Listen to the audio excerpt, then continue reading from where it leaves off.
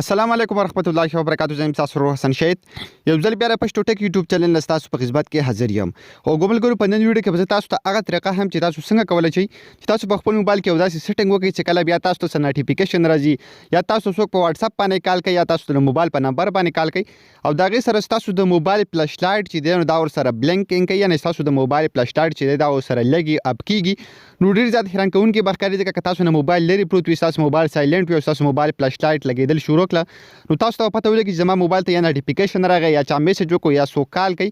او دا ډیر زیات په قیمتي موبایل کې دا اپشن وي داسې په وړو موبایل کې نه وي نو تاسو څنګه کولای شئ چې په خپل موبایل کې دغه سیټینګ وکړئ چې بیا کله تاسو ته سو کال کوي او دا هغه کال سره تاسو د موبایل فلش لایټ هم لګي نو دغه ټوله طریقه تاسو ته خایم خو دینه مخکې تاسو تر اوسه پورې زموږ چینل پښتو ټک نه سبسکرایب کړئ دا ضرور سبسکرایب کړئ او زموږ د فیسبوک پیج سره هم لایک کړئ او دا ویډیو د خپل مرګرو سره ضرور شیر کړئ. سمپل په یوټیوب کې په ډسکرپشن کې کوم ملګری چې فیسبوک کې زموږ ویډیو ګوري نو د ویډیو د پاسه یا لاندې به تاسو ته لینک ملای شي اپلیکیشن لینک همره دغه لینک نه تاسو یو اپلیکیشن به ډاونلوډ کړئ دغه اپلیکیشن تاسو کله په خپل موبایل کې ډاونلوډ کړئ دا بس سمپل دغه رقم اوپن کړئ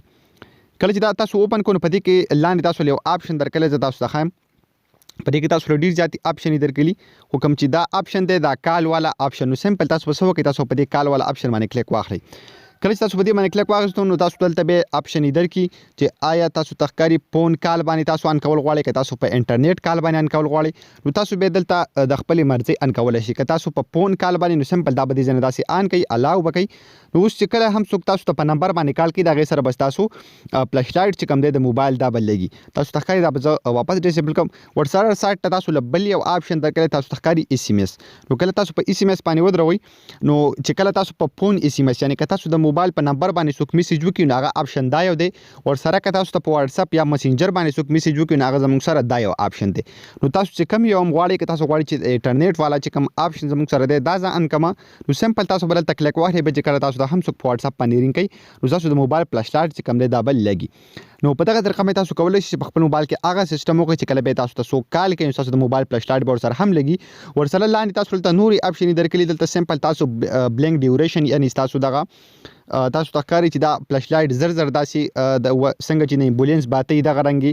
پلاقي کې داسې ورسره لاندې تاسو نور یا اپشن درکړي رنګ انیبل تاسو دا انیبل کولای شئ وایبریشن یا داسې ټول سیستم چې کوم دی په دې اپلیکیشن کې دنه شته دی او بل خبره ده چې په دې اپلیکیشن کې دنه تاسو دلته یو بټن درکړي دا بټن چې تاسو څومره داسې پورته بوزینې تاسو د موبایل فلش لایټ چې کوم دی دا به دغه رقم لګي لکه څنګه چې د امبولینس کوم لایټونه وي نو دا کمال پکې هم شته داسې نور پکې هم ډیر زیات حیران کوونکي او ښکلي سیټینګونه دي نو ضرور دا اپلیکیشن په خپل موبایل کې انسټال کړئ تاسو له ډیر زیات مزه درکړي ډیر زیات خوندور اپلیکیشن دی نو کومر ګورو دا د ویډیو هم خوشي ویډیو لایک کړئ چې نه ځان سره ضرور سبسکرایب کړئ موږ په خپل دعاګانو کې ساتئ د الله په امان.